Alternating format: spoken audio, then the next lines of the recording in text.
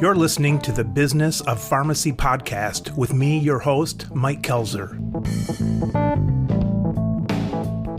Maria, for those who haven't come across you online, introduce yourself and tell our listeners what we're talking about today. My name is Maria Bizecki. Since 2011, I've been CEO and founder of FertilityCare Calgary. Today, we would like to focus on how I was able to diversify my career as a way of having some career protection and also offering more of a work satisfaction perspective, something that was enjoyable and would provide service to patients. First of all, you're up in Canada and I'm in Michigan. I'm about a third of the way up Michigan. Yeah, we're kind of crazy living here with the snow, but we know that anybody north of us is like really crazy because it just keeps getting worse the farther we go. And so with you, at your latitude, way up from where we are, you probably had to get to work in snowshoes today, correct? Yeah, that's a really good imagination that you have. It's not true. It's not true. Why not? You're true. Further north. Why doesn't it just keep getting crappier the further north you go? Yeah, I think it starts doing that a little bit further up than us. We're actually pretty close to the border here, but we're really close to the Rocky Mountains. So yeah, there is a lot of snow, but we're probably not a whole lot different than you from a weather perspective. We've got people that go to wherever, they're up in the UP and they just get bombarded. Do you think part of that is because they're in the UP with the lakes and things like that? It doesn't necessarily get terrible every latitude you're going up north? Yeah, I think it probably depends on, things like the amount of humidity in the air and, how far you're going up, getting closer to the border. That's certainly going to change things a bit. It might be a northern Michigan thing versus just Canada all the way up. It might be. All right, so Maria, still picking on Canada then. Like 10 years ago, before Obamacare and all the governmental stuff that seems to be growing, people would always say, all right, Canadian pharmacy and Canadian national healthcare and things like that. And I was always trained, I don't know, maybe it was just a response like, well, yeah, you might get free care in Canada, but you're going to wait in line for, 7 days to get your tonsils checked or something like that. When you talk about job diversity and security, and you say that you were in a governmental job, would that have been the same statement if you were in the U.S. working for the government? You didn't have less security because you were in the Canadian governmental job than the U.S. Is that true or not? I would say that would be true, that you would have the same level of security. I think they would be quite similar, but certainly the medical system in Canada, being a socialized medical system, does have a lot of differences to the U.S. And I think that's why when I trained in the U.S., that I was able to embrace a different mindset going into this business and going into this different area of my pharmacy career. So that was actually helpful, having a lot of experience with the American type of medical system. When you said you trained in the U.S., what was the different mindset that you may not have gotten in Canada? What was the difference? I would say, tying into what you said about the wait times. So that is one thing. And being there for patients in a very timely manner. So approaching a problem, evaluating, getting treatment going in a very timely manner for patients is something that is, I think, very different in the American system. And I think that has shown in my business to be very, very important. When, I'm dealing with fertility patients. So, some of them have been waiting for years. And so to drag on their treatment for longer and longer periods of time is really frustrating for them, and they want answers. And so they're able to get those answers right away. So it certainly had benefit in that respect.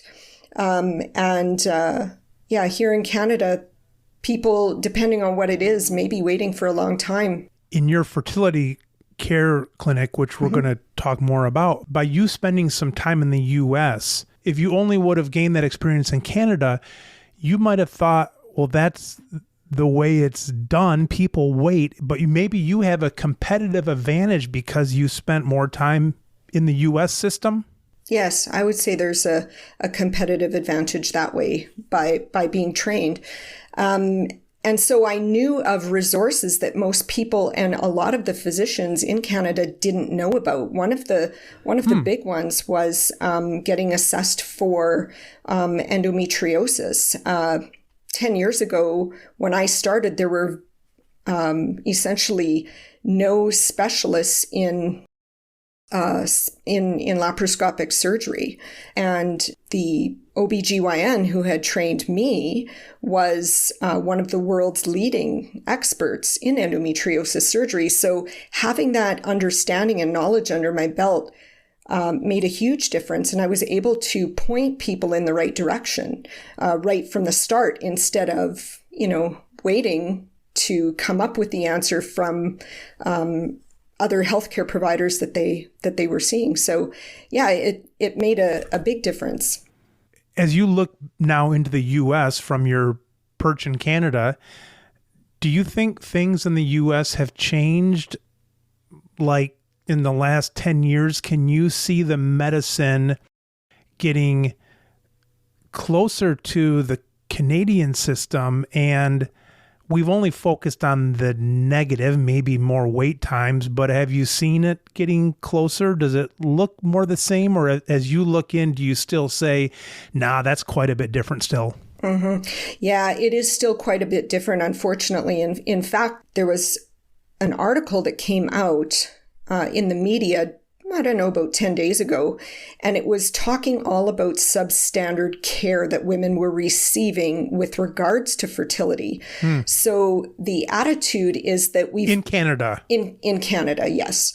I would say that in the US, they also struggle with some of these issues as well. We know that only about 0.5% of women have been helped by artificial reproductive technology. It's a very low number, and that they are struggling with substandard care. But I would say in Canada, because of our limitations with surgery and of course with wait times and with not enough specialists trained in this area, we are in a bit of a worse position that way. We started off, you were talking a little bit about job security and diversification.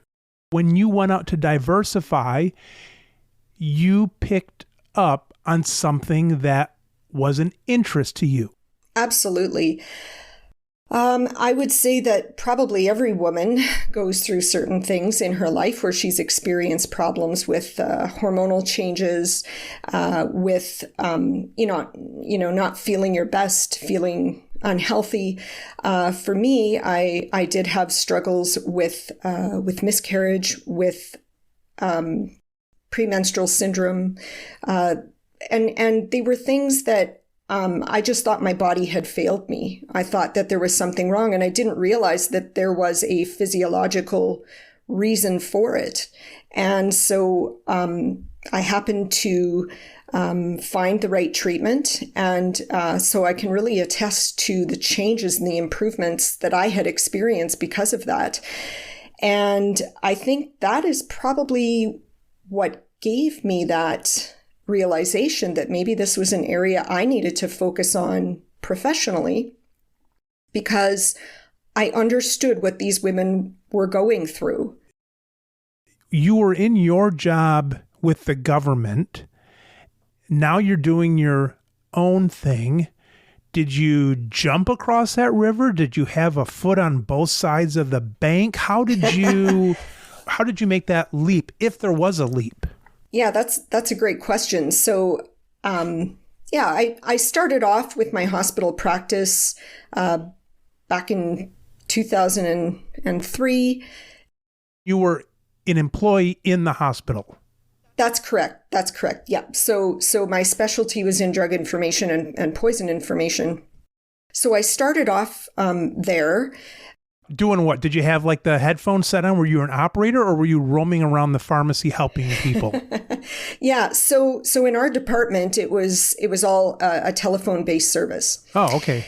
Yeah. And so I was able to do that for a number of years before I decided that I would diversify. And again, one thing to keep in mind is that back when I was an undergrad, I had done some volunteer research in the area of ovulation.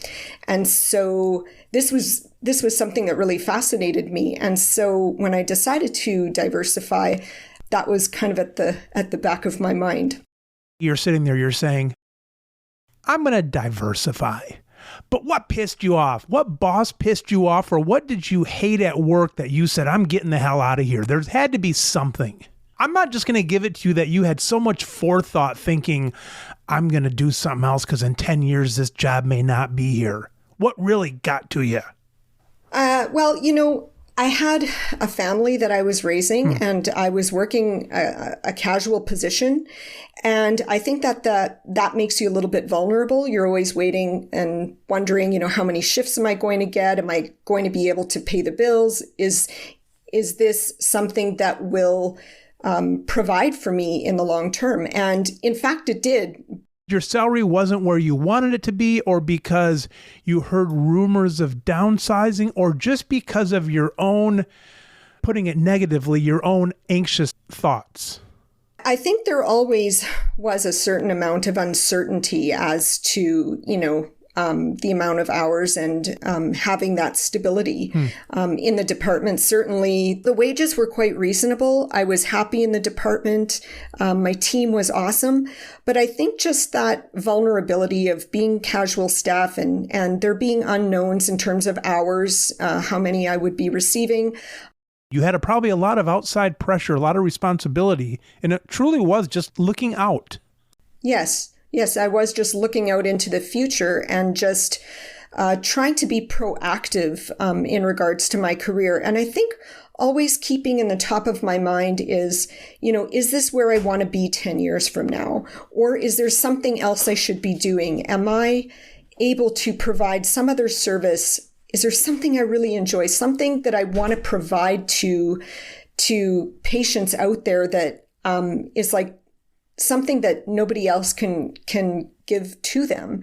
So I was, I think, always very self-aware and always willing to grow, always willing to take a chance if there was something I was being called to do.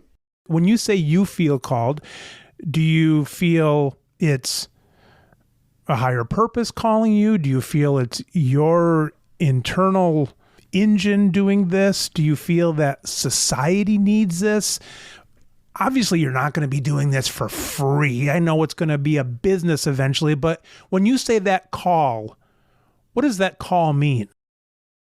For me, it was a call to where am I best suited to be in terms of, can I provide a service to somebody that they can't find anywhere else? I'm replaceable as a drug information and poison specialist. They can train lots of other people to do my job. But with the job that I currently do with restorative fertility, that's really specialized. There are only a handful of us up in Canada that are able to provide this service. And so I just felt like I would be letting women down if I didn't take it on in a much larger way. And so I think that's why I took the leap. You saw yourself in that down the road and you said, if I'm not there, I'm going to be missed. So you pictured yourself there. Before you even had it going, you said, they're going to miss me if I'm not there. Well, and I think that's because I had experienced what they were going through years before. And I would say, why can't somebody explain to me why this miscarriage happened? Why can't somebody explain to me what's going on with my hormones?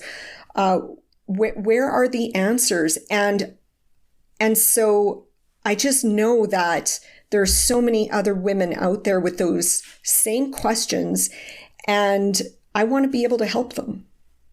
Let's go to the numbers. Don't give me dollar figures. Let's just talk percentages. Let's say you're making 100% of your income at your poison center. How quickly did you make that leap? Was it a percentage? Did you go down to 50% of this income and you work part-time and then you started this? Or was there a zero phase in there? How quickly did you get up to where you needed to be in your new business then? That's a really interesting question. So as I was working casually at the hospital, I was able to have a really great balance at home. And casually meaning part-time? Yeah, part-time. So, well, part-time usually means that you have, say you have a contract to work Monday, Wednesday, Friday for 8 hours each, something like that. Whereas casual, what we would consider casual is that you're called in on a short-term basis, or perhaps you've been scheduled in ahead of time for a certain amount of shifts. So you try to fill in, the sick calls, the vacation calls, that sort of thing. That must be a Canadian term. Casual? Maybe it is. What would the U.S. call that? Like as needed, sort of? As needed basis? Yeah, or on call. Maybe on call. They would put a certain amount of shifts into my schedule. And so I always, knew that I had some that were pre-booked, but then the rest of them I would just pick up as you wanted to. As I wanted. You might look like 2 weeks down the road and you see some shifts and you're like, okay, well, no one's birthday is this day and things like that. And then you would put yourself in those shifts. Yeah, exactly. So it gave me really great flexibility as I was raising my kids. But the other thing that it gave me really great flexibility for was with diversifying into this other area of my pharmacy career, is that I could take on as few or as many patients as I wanted to with it. And so what it did over time since 2011 was it allowed me to grow my business at a pace that I was comfortable with and that didn't cause stress, didn't overstep my boundaries. And it worked out really, really well. And so I think that because I had been doing this for 10 years, when it came time to take the full leap and do it full time, I knew exactly what I was getting into. So I realized that there are people out there who, really take the bull by the horns and, they don't have that transition. I had that transition that made it financially very easy, from a, stress point of view, I guess. There was no stress involved. It was just, I just took each day as it came. And I think that I knew when I was ready. I knew that this was the right time. How long was a transition from when you started to then when you kind of went full time? It was about a 10-year transition. And I think during that time, the other thing I was able to do was really get great experience. I saw, over 500 patients, and I was able to develop a lot of great patient relationships. I was able to develop a lot of experience in the field, and just I feel like when I did finally take the full-time leap into this business, that I was ready for whatever was going to get thrown at me.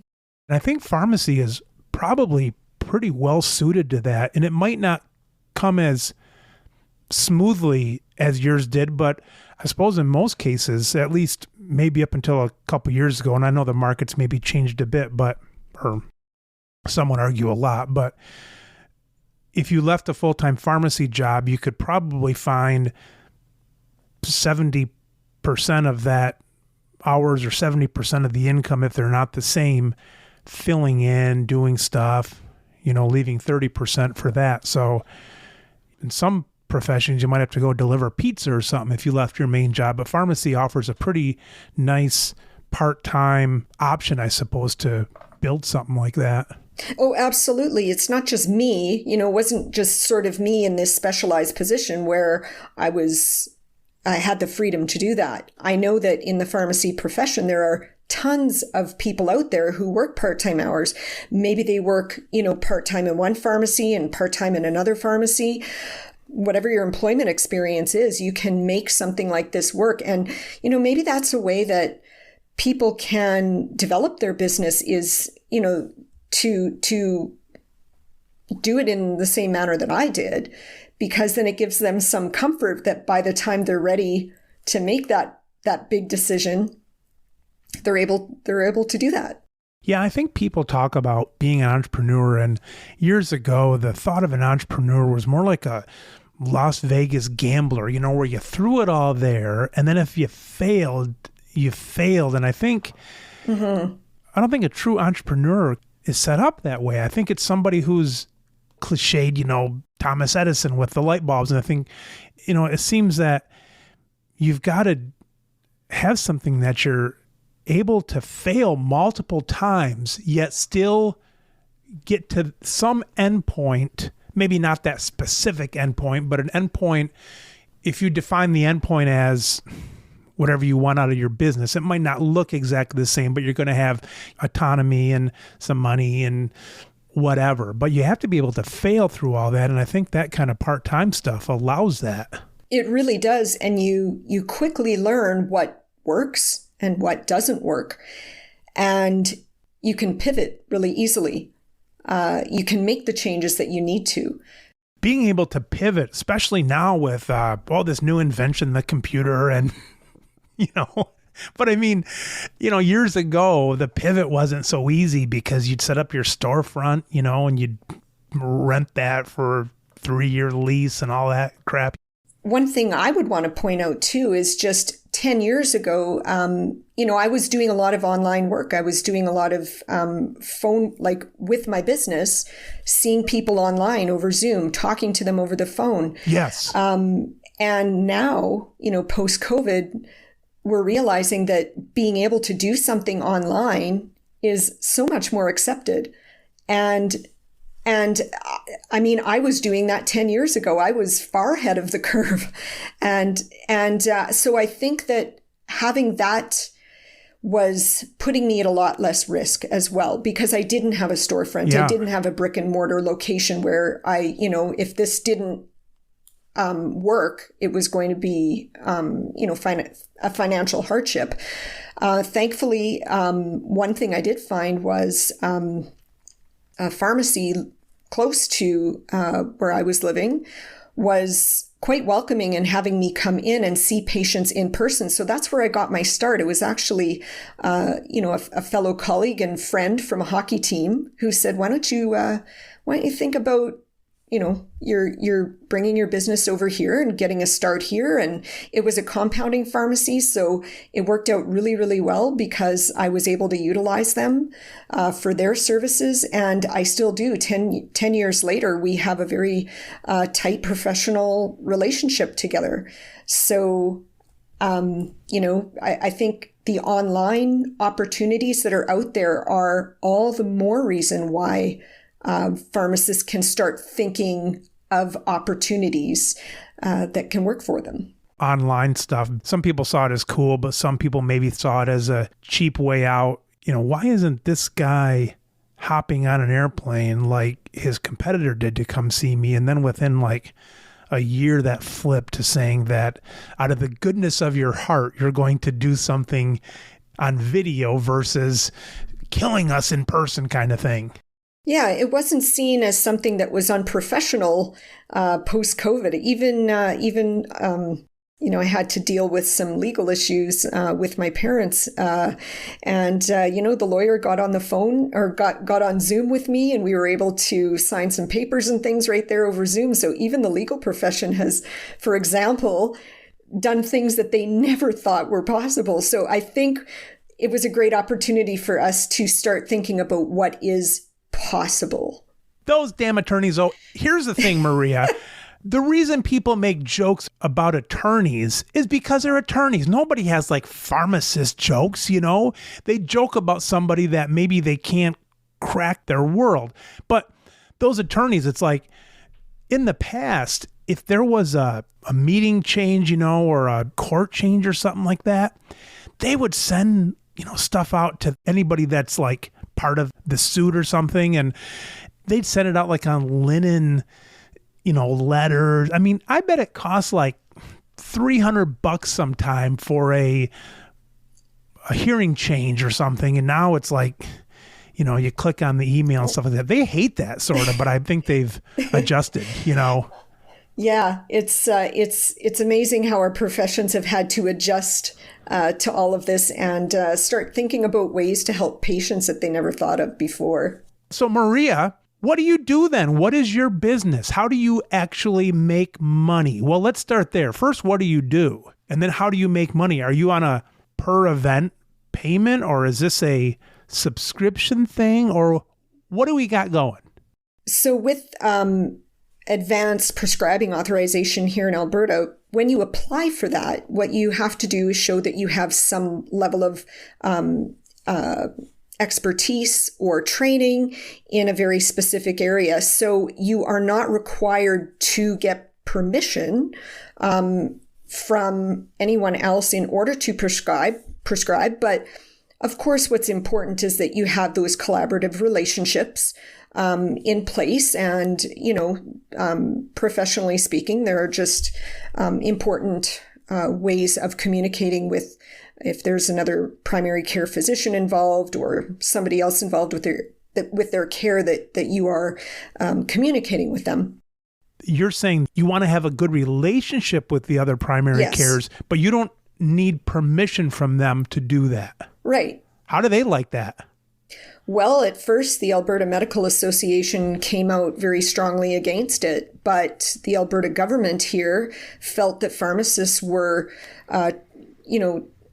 in a very good position to be able to provide exemplary patient care, and that they had the background training in therapeutics to be able to take this on and help with saving healthcare dollars in the process.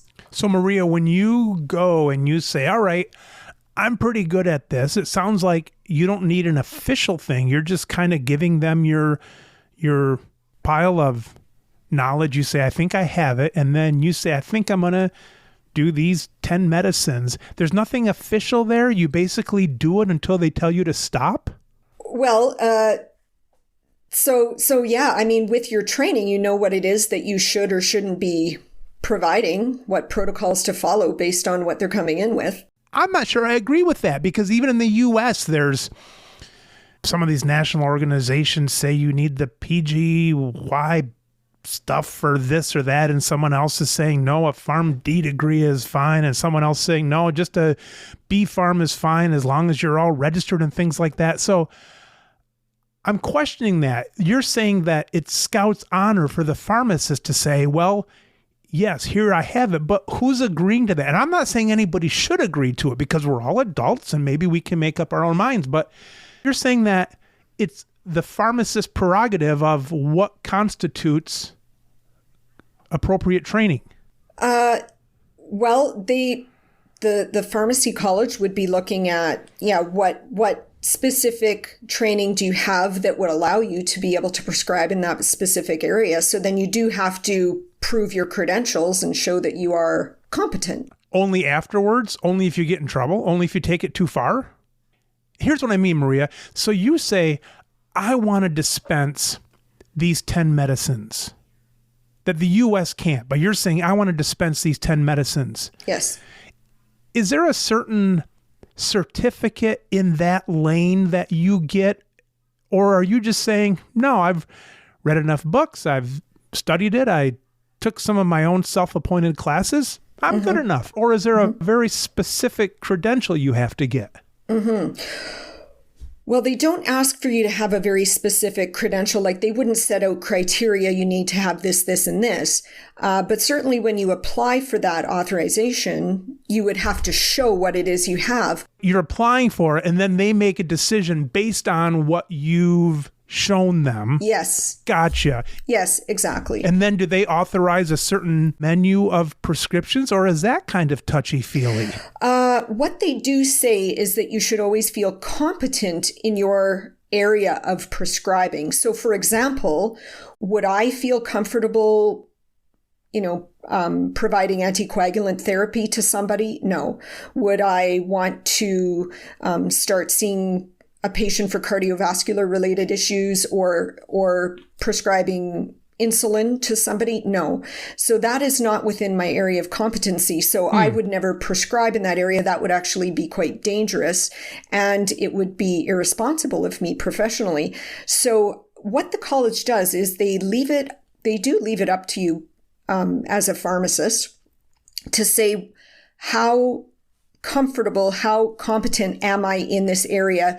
And if I don't feel confident or competent, then I shouldn't be doing that at all. So I think that when I first got started in this whole field, it was why I took my training through a very specialized program in the U.S. in Omaha, Nebraska, under an obstetrician and gynecologist who is a fertility specialist and surgeon, and who has been training physicians, pharmacists, and nurse practitioners in the U.S. for the last 40 years. And so I felt that when I had that training under my belt, that I felt very, very confident, very competent in the area that I would be providing service. So it gave me, that full confidence, knowing that what I was doing was providing a safe service to my patients, and one that would help them be successful. I'm always like fighting against myself. I guess part inside of me says that I'm going to take the widest or easiest way out. I don't think I necessarily do that, but part of me says that. Then the other part of me says, I wish there were rules that did not allow me to do that. You know what I'm saying? Yes. So without all the babysitters that the U.S. has, I'm thinking, what would I do? But I think I'd end up okay. All right. So Maria, talking about the business plan. So I had asked about, how do you actually make money? Let me go back to that question. How do you actually make money? Is it a per item thing? Is it a per session? Is it a per subscription? Right. Yeah. So, of course, with this type of a program, it is something that is private. It's not paid for by the government. Let me back up one more step. Mm-hmm.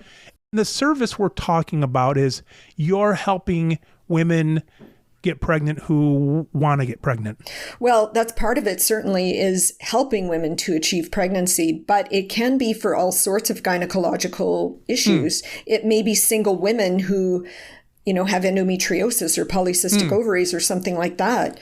So yeah, it's a program that, similar. There are programs in Canada where they're not paid for. I mean, you can't even get warts taken off without being charged, or, have certain procedures done without being charged. So, it's not like there aren't services in Canada that aren't paid for. You're saying the government doesn't pay for it? That's right. I know there's this idea that almost anything you want, you can get paid for. I gotcha. Medically speaking, in Canada. And a lot is paid for, but not everything is. And lots of times it can be things like cosmetic procedures. So fertility, of course, is one of those areas that is not covered. It's not covered in the U.S. It's not covered here in Canada either. Gotcha. So what I have done with my practice is that we have these packages in our program. And so women will start to learn their fertility charting, which is a way for them to recognize certain biomarkers or signs that they have. And so that is a portion of our program that I can do myself, but I also have practitioners that work with me who have also been trained by the same specialist down in Omaha. Are they your employees, or you contract with them? I contract, actually, I subcontract out to them, because I try to focus on the treatment portion as much as possible, because I'm the only one who can really do that. Whereas I do have these more technical related portions of my program that can be done by other trained practitioners. And they are allied health professionals, according to the certificate that they receive. So that's really helpful, actually, is that, I can reach out to others in my business to help me so that I'm not bogged down. That's great. It really works well together. So we have these two different packages One is for the charting, as I mentioned, but the other one is when people start to get evaluated and treated in our program. And so, yeah, these are, they all have different things that are involved with them. But that's essentially how we break it down and provide those services. And this is an opportunity for these patients to get a lot of support from us. We work together as a team, myself, the practitioner, and the patient. These women have to be active participants in the program in order for it to work properly. Because what they tell me about their health is it's my diagnostic tool, so to speak. Now, although I don't diagnose conditions, it does give me insight as to where the problem may be. And helps me to come up with a proper treatment program. So is this stuff online, Maria, or do you have people that are coming to your business? Prior to COVID, I had people seeing me at the clinic that I had set up in a local pharmacy. That's right. We talked about that pharmacy there. Yeah. But I would even say, I would say the first 5 years, I was seeing 50% of my patients online, 50% in clinic. But then as COVID hit, I started to do 100% online. And that's what it has been ever since. And it's worked out really quite well. I mean, they're happy that they don't have to go in, and I'm happy I don't have to go in. It actually gives me more time to dedicate to what I'm doing, rather than, having to go drive somewhere. Do you have any employees yourself? Yes. Well, during the summer, I had a summer student. It was actually my daughter who had learned part of the business. So that was quite nice. Yeah. And so she had provided me help with that. But also, as I mentioned, I have these 6 practitioners here in Canada who work with me that I am able to subcontract out to. I have, the ability to really branch out and use way more practitioners.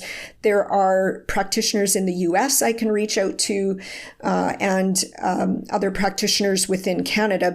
And the reason for that is that we are all trained in the same standardized education program. And so it gives that flexibility, I think, like no other training. So it has really benefited me. Out of the stuff that you're doing then, it sounds like a lot of it's very efficient. A lot of it's online. Where do you see a seam breaking, if it's going to break, with your day-to-day stuff? Eventually, will you bring in computer people or accounting people or marketing people? Because right now, I imagine you don't have a big staff sitting there doing all those things. Those things have always crossed my mind. And of course, when you're in business, you're thinking differently. You're thinking about your brand. You're thinking, if I bite off more than I can chew, I don't want my service to suffer. I don't want my brand to suffer. What can I do about that? So I think that always being aware of, what are my limits in terms of how many patients can I treat? Do I need a wait list for something like that? I'm not at that point yet, but those are always top of mind. Also, one thing that is a possibility is branching out and providing more and more of the charting services outside of Canada, because I can tap into so many of the practitioners that are in the US already and at least get that ball rolling for women and get them starting on that charting process. Whereas in the US, we are not limited by the number of trained pharmacists, physicians, or nurses who are trained in this area of fertility restoration. There's a lot more access down in the US. So, it's given me pause for reflection on all of that. But I think that always keeping in mind that service that you provide to others, you have to keep that at top of mind. 10 years ago, you said you were going to look out and think about diversifying and protecting your future and so on. As you now look out 1 year or 3 years or 5 years, Have you accomplished that? And do you still have that inside of you to say, no, I've got to keep diversifying? Or is there a point where you say, no, I did the diversifying. Now I actually have to complete this circle? I think that I found where I need to be. Sometimes I find that sometimes people get a little bit too, they spread themselves too thinly. They think, oh, there's this great new area of pharmacy I could try, or there's this I could try, or there's that I could try. But I think for me, I found the area that I really love and that I'm doing really well in, and people are very happy with the service that I provide. And so I don't see myself going into another area. I've found my calling in the pharmacy profession, I believe. But I do see out there that there are so many different options for pharmacists. I know there's all sorts of opportunities, and the sky's the limit that way, but you really have to find where you are best suited and where you're happiest. If you right now were talking to a bunch of pharmacists who are in the field for 10 years and they're saying, hey, I like what I'm hearing from Maria about diversifying and so on.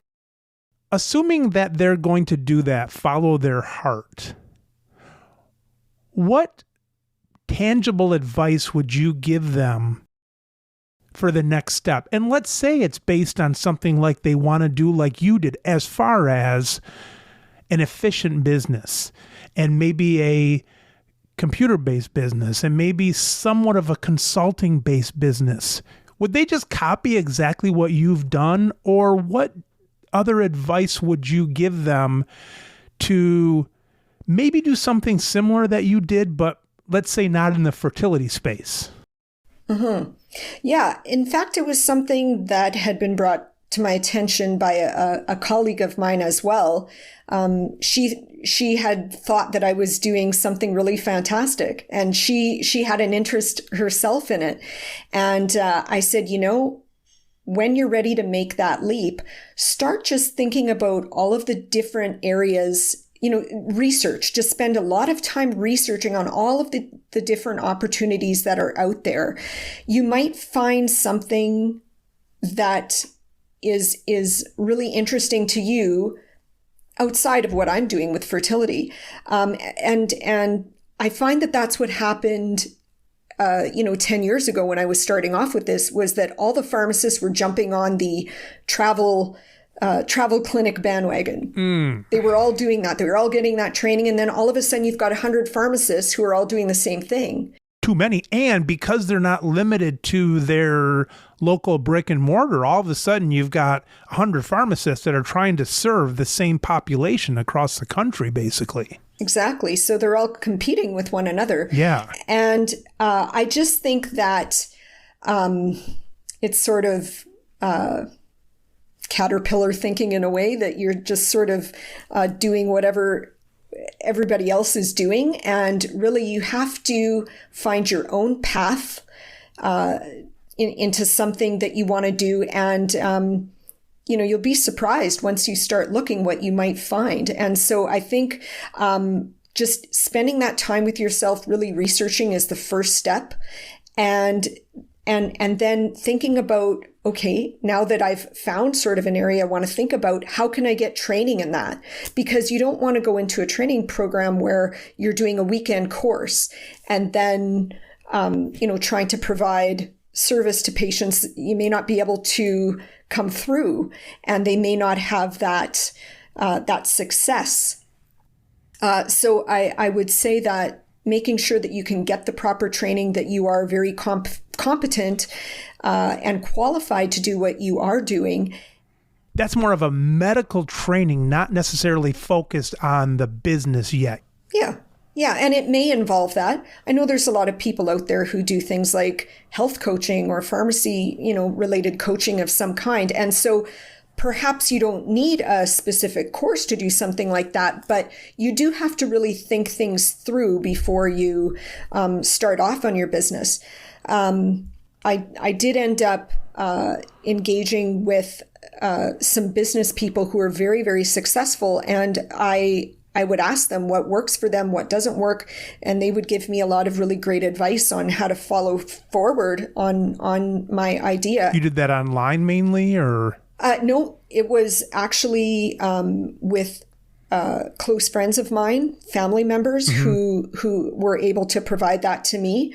So it was free advice, but I also started to listen to podcasts. Those podcasts, they're no good. Yeah. But, you are able, if you just look at the podcasts that are out there, you can get some really great information on some of these areas that will help you.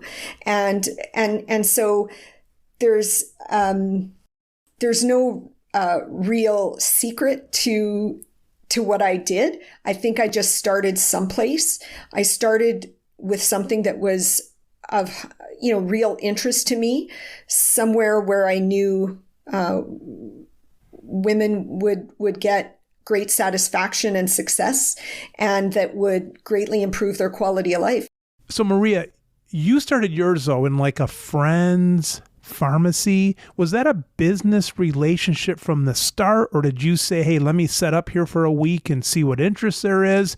What might another pharmacist do if they wanted to either take the route of going into a pharmacy, or let's say they want to go into maybe a health food store or maybe a fitness place and do something? What advice might you give to them if they want to test the water that way? I would say that there's no limit as to where you can set up your business. You don't have to be in a pharmacy. For me, I, although this was a friend that I had through my son's hockey team, and I was actually brought in as a relief pharmacist for a little while. You're not going to sell the listeners of there being hockey teams in Canada. They're not going to fall for that one. Yeah. So, well, I was brought in initially to be a relief pharmacist. And then when I had mentioned, I'm taking this extra training in the area of fertility, because his pharmacy was focused on integrative medicine and reaching out to all the different ways of restoring people's health. What I was doing in fertility fit right into what he was doing there. And so he said, well, when you're done your training, why don't you consider setting up your clinic here and seeing how it goes? And so it was really an opportunity that I couldn't say no to, because it gave me that confidence and that somebody who first believed in me and knew that it would work. Was that a financial arrangement, or just a sit here and see what happens? There was a financial arrangement with it. So I would pay rent for the space, similar to, I don't know, if you had a massage therapist who is setting up shop in a chiropractor's clinic or something like that, or a hairdresser renting a chair or something like that. So that's what I did. Did you rent a physical space more than a table? Did you have a little room or anything, or? Yeah, it was a consult room. And then you paid rent from day one, not even knowing what your success was going to be, or did he let you test it a little bit? Well, it was an arrangement that we had. I could test it for as long as I wanted. It was sort of a pilot project almost, I guess. But did he charge rent day one when you had no idea how well it was going to go? Well, he charged me rent, but, he was being pretty reasonable. And I think that he invested in me knowing that if this were to do me well, that it was good for his business too. So it was kind of a symbiotic relationship, right? Right. And so, yeah, it continued like that for a number of years. And, it worked out really well because it was a compounding pharmacy. In addition to being just, a regular pharmacy, he had that extra specialty. And so I was able to also cash in on their expertise and get them to be able to provide me what I needed. So it just worked out really, really well. Is that an ongoing relationship, or is that done now? Oh, it's still an ongoing relationship because even though I'm not physically in the pharmacy anymore, my patients, they go to that pharmacy, and there are a lot of people that I see from all over Canada as well, and so they communicate with that pharmacy as well. Do you have a financial arrangement with them anymore? No. So I'm no longer in the clinic, providing services in the clinic. What ended up happening with COVID was that my space got converted into a vaccination room primarily. Oh, I see. So it wasn't a matter of me not being asked to go back. It was that the space was just no longer available. They kicked you to the street. You just didn't have a choice. Well, yes, but at the same time, they knew that I was doing quite fine with my online abilities. And so right. I think there was, again, that worked to our advantage because I was able to pivot and change according to the pandemic. And so since then, they've actually renovated the pharmacy. And so I know that there's probably some opportunities, but I just haven't come full circle on that yet. I've been just focusing in on the online at this moment. But no, we still have a very close working relationship together. And, what's important is that the pharmacists who are there in that pharmacy, they know intimately what it is that I do. Yeah. And when they see how I'm approaching things, they get to understand how it works. And of course, right. They get to see these patients from, prior to pregnancy and all the way through pregnancy. And, right. So it's a very rewarding experience for all of us. Maria, out of your work week, and as I understand it, you're full-time now, out of your work week, let's say you're spending 20% of the time doing this, 20% that, and so on. What part do you wake up and say, I don't want to do this part of it anymore. I can't wait till I can hire this out. What do you don't like doing so much, and what do you maybe wish you could do more? Yeah, that's a great question. I think the paperwork is probably the one part I like the least, because it has to be done. And there's just a lot of clerical tasks that I have to do on my own. So of course, having my summer student available was super helpful. And so, now I'm starting to see that kind of part of my job increase. So I'm looking to hire for that. There are things that should be hired out for that are not good use of my time. That comes. It does. As long as you put a hat on that position, you're like, okay, that part of it right there, I'm going to hire that part. Yes. So I think I have a really good awareness of what is it that I should be spending most of my time on. Where am I most productive? Where am I most useful?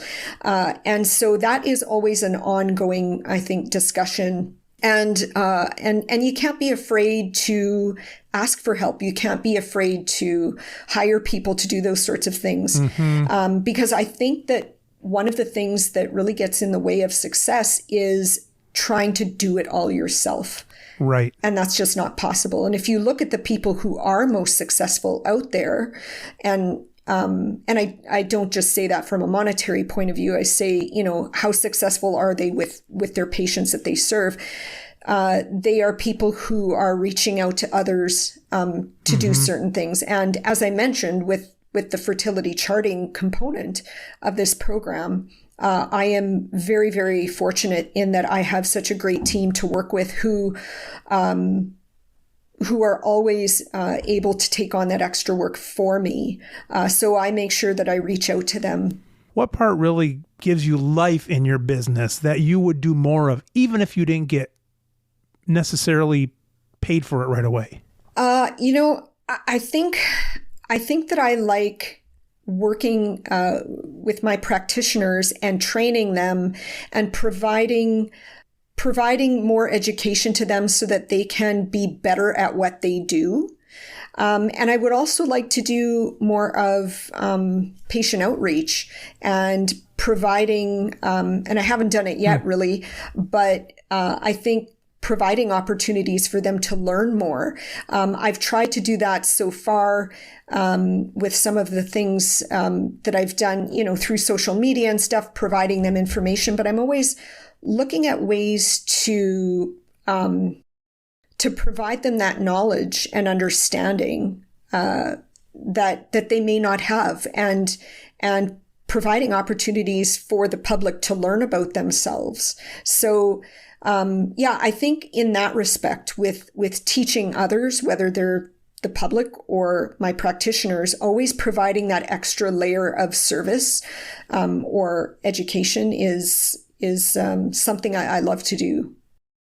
If someone said to you, Maria, what do you have to do to give yourself the most stability as a provider, let's say, to yourself and your family and so on? Would you be able to just follow that route of saying you keep doing what you love to do, or would you have to do something else to give yourself the most security? We already talked about that it wouldn't be necessarily diversifying because that can actually thin yourself out more.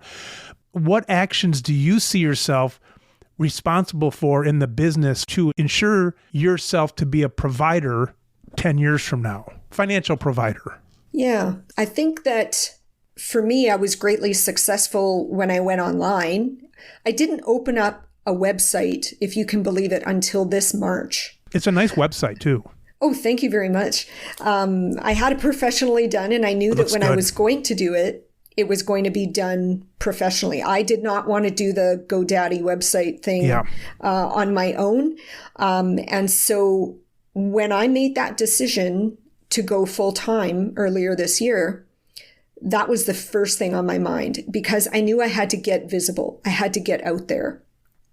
And I think probably visibility is going to be the biggest thing moving forward.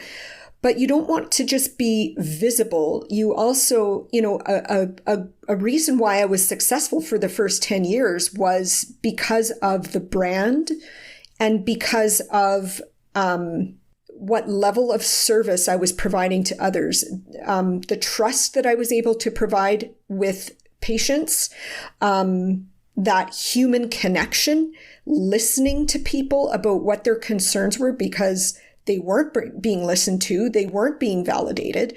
Somebody was able to do that. And so what this led to was, word of mouth. And so I think that as I move on, 5 to 10 years from now, as you said, how do I provide that stability, is ensuring that I do make myself visible, that I do get out there and show myself, whether it's through social media or continuing on with my website and getting that, but always being aware that the most important person is the person who's coming to see me, and always maintaining that level of care that I started off with on day one. So many businesses, I think they start off so successfully at the beginning because they go that extra mile. They provide that great level of service. And then as it goes on, it starts to water down, and maybe you've got, something has changed. You become too busy. So I think that always for stability in the future is, of course, being visible, but not putting myself in a position where it's not going to be the same level of service anymore. Getting yourself out there visible, but then also listening while you're at it to make sure that, focused customer care, but also listening, because that definition of customer care might change in the mind of your customers over the next 5 to 10 years. Yes. And, medically speaking, there can be a lot of things that will change in 5 to 10 years. So always, I think, keeping up on what are the changes, what are the improvements, what are the options available for these people. When I first started 10 years ago, as I mentioned, there wasn't a whole lot available in Canada for endometriosis surgery. Now there's a lot more skilled surgeons in this area who are able to help my patients, and it is wonderful. It's actually meant a huge improvement in success for these people. Because of that availability. So Maria, someone's listening to this and they're pulling up in their driveway and they might have 2 or 3 minutes while the show's on their mind. what advice would you give somebody that they could do in 2 or 3 minutes to think about this issue of diversifying themselves? I would say start thinking about, where do you want to be in a few years from now? What goals do you set for yourself? Do you want to be doing what you're doing now? Or, are you happy with what you're doing now?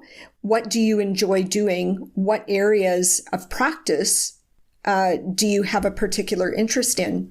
And start looking at what other people are doing. It doesn't mean you're going to copy them or do the same thing, but it is going to lead to different ideas for you. And just start somewhere. If you aren't moving, if you're standing still, you're not going to make any progress. You have to start moving. You have to get that momentum going in the right direction, and you'll eventually come up with some answers for yourself. Well, Maria, thank you. We'll be following, watching all the cool stuff you're doing. Great. Thanks so much. I look forward to seeing where I'll be 5 years from now. Hopefully not covered in snow. You crazy Canadians out there. All right, Maria, take care. Yes, you too, Mike. Thank you. Bye-bye. Bye. You've been listening to the Business of Pharmacy podcast with me, your host, Mike Kelzer. Please subscribe for all future episodes.